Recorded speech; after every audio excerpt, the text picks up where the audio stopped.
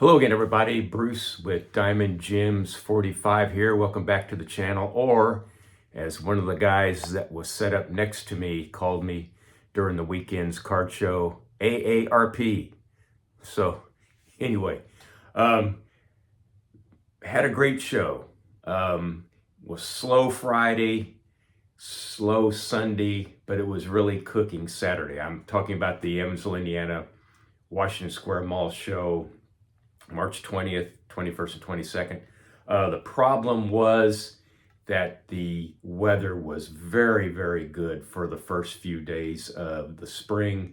Um, Friday was one of those days. It was going to be sunny, upper 70s, maybe 80. It's a day that if you're working and you have sick days, that is when you take your sick day. You don't take sick days when you're sick. If you're going to be miserable, go to work. You save your sick days for the Fridays in the early spring that are sunny, going to be about 70, 80, That's when you take your sick days.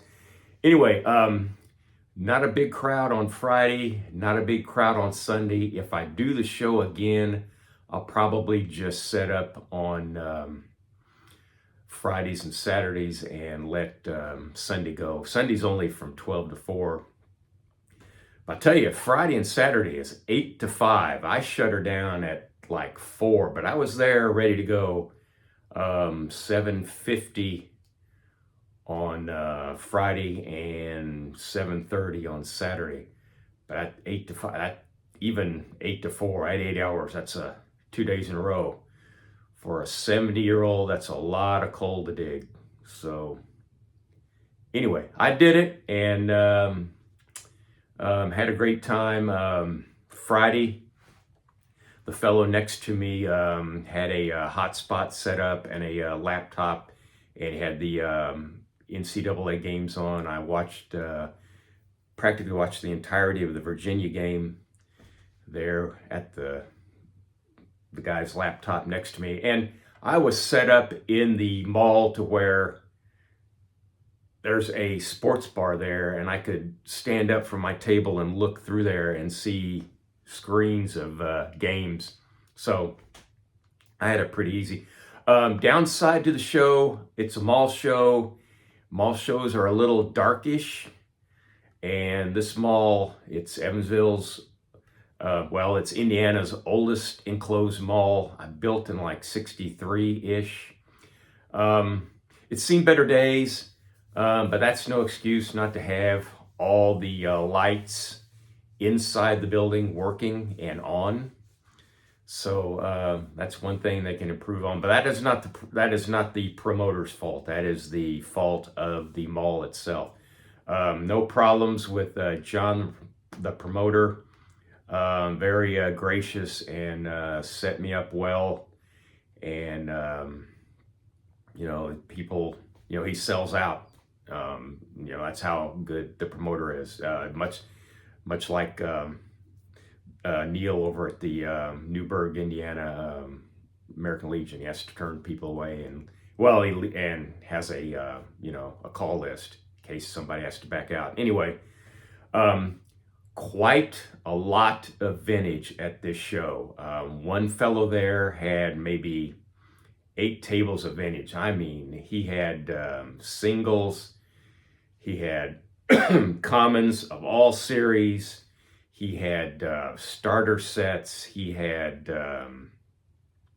like I said, star singles, common singles. Majority of it was raw. In fact, the majority of the vintage at the show was raw, but there was plenty of it. And probably as far as vintage is concerned, one of the probably the most vintage I've seen in a long, long time at a show in Evansville or Newburgh, Indiana.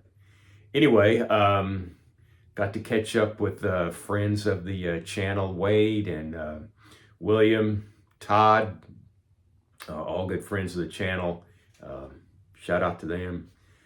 And solid guys in the hobby and solid guys outside the hobby. And I, can't do better than that. Anyway, it's not a destination show. Evansville does not have a destination show. Well, maybe the Card Con in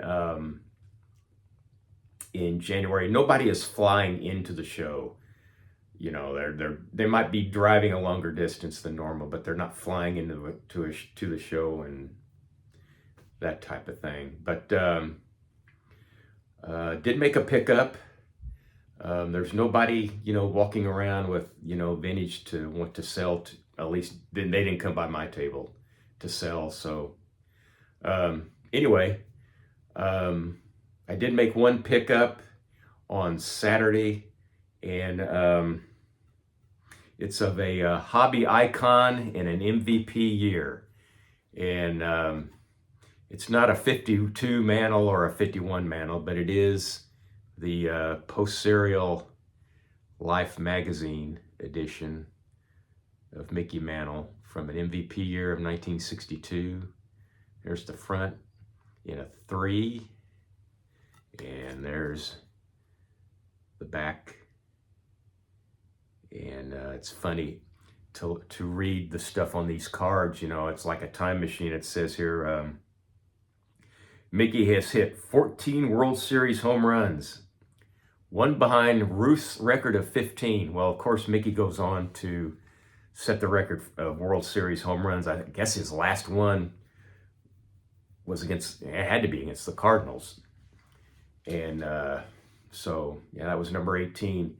And it, back in the good old days when there was just one layer of playoffs and it was the World Series or nothing else, it was a big deal to have 18 World Series home runs.